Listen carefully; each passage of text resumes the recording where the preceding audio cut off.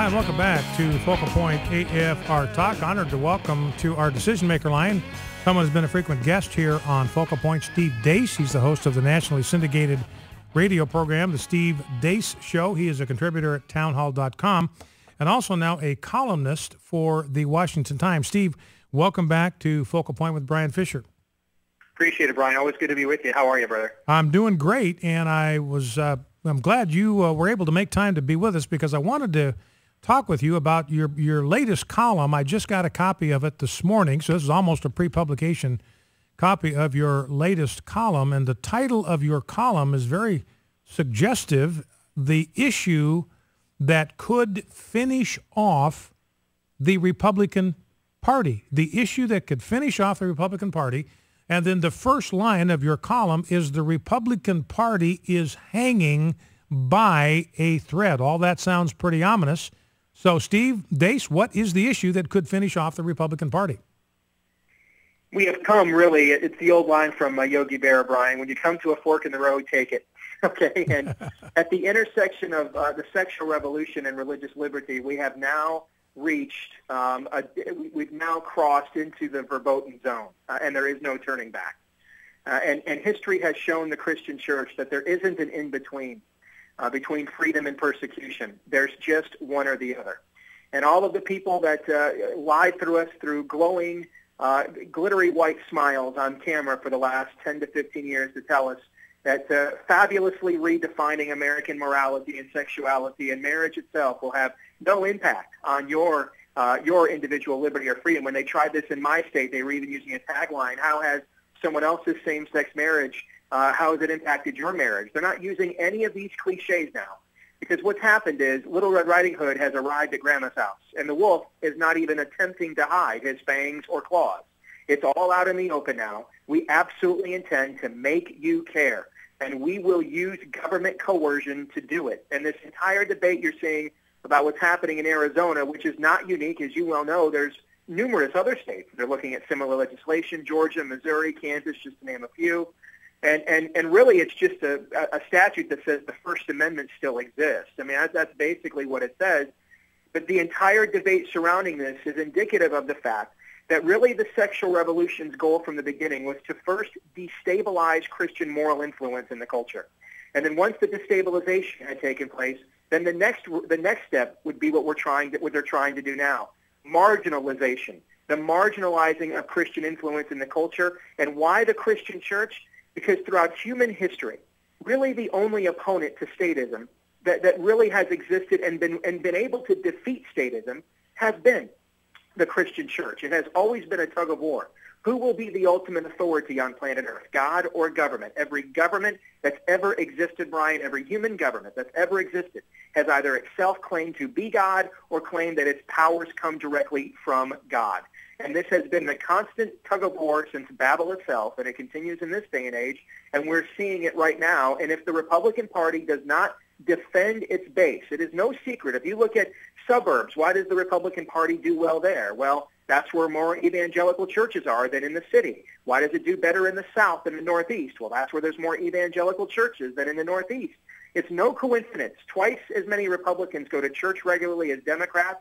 Just like recruiting is the lifeblood for a college sports program, the Church of Jesus Christ has been the lifeblood, for better or for worse, for the Republican Party since the dawn of the Reagan Revolution, which would have never happened without the old moral majority/religious right. So this is an existential question, not just for the Church of Jesus Christ, but secondarily for the GOP, for if it will not defend its Christian base on this very fundamental level, then it will ultimately suffer the exact same cataclysmic fate as that base.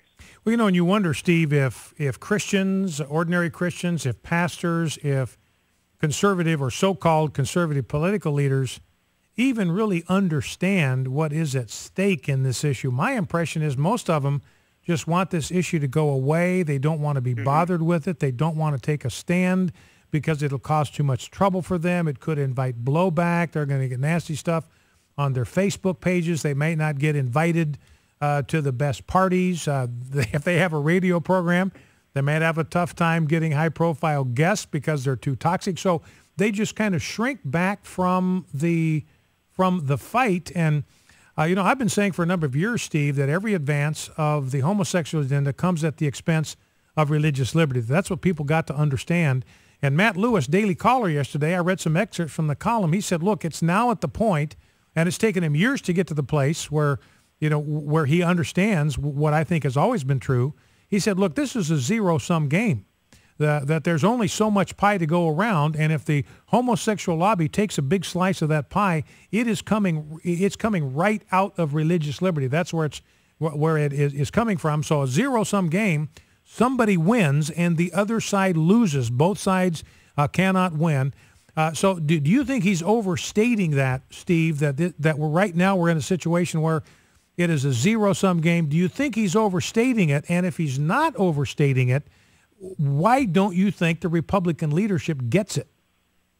I don't think Matt is, and I've had debates with Matt over the years as he has vacillated back and forth between being an apologist for the Republican Party or being a conservative. So if he has come to this conclusion, then it's as clear as the nose in the front of your face. Absolutely, it has become a zero-sum game, and it was always going to end this way. I mean, this is how human history works. I did some research, Brian. China is on pace, I think, in the next 30 years to have the largest concentration of Christians of any nation on earth. They currently are second in terms of Christian conversion rate in the world. 5 of the top 10 countries in the world are Muslim countries. Now, that's great, but if you went to these nations, would you see evidence, the fruit of Christianity's tree? Would you see mercy, justice, rule of law, meritocracy? Would you see it in China? Would you see it in these Muslim cultures? No, because you still have government and cultural oppression of Christianity. So while souls are being saved, and we rejoice at that, they are being saved in private and quiet, and they are being threatened with persecution constantly. This is exactly the goal of the statists. Because while we fight for our very existence and survival on an issue like this, here's what we can't fight them on: Obamacare. Here's what we can't fight them on: property rights. Here's what we can't fight them on: the sanctity of human life. That has always been the goal. The left better understands and respects what has made the Republican Party and the conservative movement successful than the Republican Party and the conservative movement does. And it's simply because there is a group of people running this party and sadly a group of people pretending to run this movement that are what I like to call bread-alone conservatives or bread-alone Republicans. That they think freedom and liberty can just happen in a test tube, in a petri dish, and they really have no understanding of why this has been the longest prolonged experiment in human freedom, and what was the worldview, what was the spiritual awakenings that took place to make that liberty flourish when it was never able to happen anywhere else for this long of a period of time in human history. And they frankly hate us every bit as much. I've gone toe-to-toe as of guys like you. I have clashed with these people on a very fundamental level in Iowa caucuses and primaries all over the country. And the one thing I have learned, sadly, is the only group that seems to detest the base of the Republican Party more than the Democrats is the leadership of the Republican Party. They absolutely hate us. And the reason why is because if it weren't for us, they would be raping, pillaging, and plundering the federal treasury and the trough and everybody's freedom and liberty at the expense of their cronies every bit as much as the Democrats do. We're the ones that compel them to at least pretend to stand for something different. And that's why it's willful ignorance, Brian. It is Romans 1. They do not want to get it. For if they do, then they are compelled to action. And it's action they don't have the courage to take. Well, and you make the point in your column, you made it earlier in our conversation here about the Christian church has always been the only real threat that statists actually have. Hitler recognized this. The first thing he tried to do when he came to power was to neutralize the church, to try to bottle up the church inside the 4 walls of the church. He let them continue to meet and worship. They could say and do whatever they wanted as long as they kept it inside the 4 walls of the church, because he knew that the state was the biggest threat to his tyrannical ambitions. So the church is really the only opposition that statists like President Obama have. And you make a comment in here about some of the most podcasted evangelical preachers. And Steve, what's your assessment? Are they stepping up to the plate to defend the Judeo-Christian value system in the public square or not? There is a big debate. I just turned 40. And there's a big debate in my generation, which are these leaders. And I'll give some names so people understand what we're talking about. And when I say leaders, I'm not talking about like Joel Osteen. Those aren't leaders Those are frauds. I'm talking people like the Tim Kellers, the Mark Driscolls, the White Horse Inns. These are people who have podcasting numbers in the millions, and whether you agree or disagree with all of their various aspects of their theology, if you listen to it in total, they clearly are preaching a very biblically based form of Christianity on a regular basis. Yet they also abstain from political activism. We had a marriage amendment fight in the state of Washington last year. I don't know that Mark Driscoll ever made a public comment about it. There was a lot of debate about whether John Piper was really supporting the marriage amendment in Minnesota when that happened in 2012.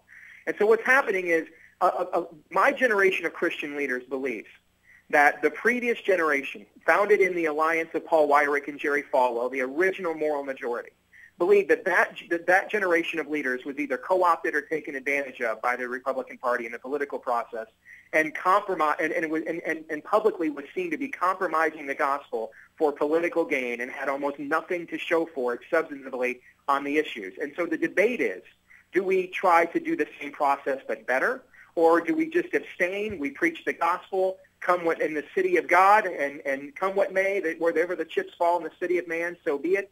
This is a major debate that's happening in American evangelicalism in my generation, which will be the next generation of leaders. And I think that what you're seeing is that this very threat almost is going to make your question, Brian, and this debate that my generation is having a moot point. Because what's happening here is the other side is dragging us kicking and screaming into this debate. You've got guys like John MacArthur, one of the most respected Bible teachers in the country, who for 20 years taught people that the American Revolution was sinful rebellion against Romans 13.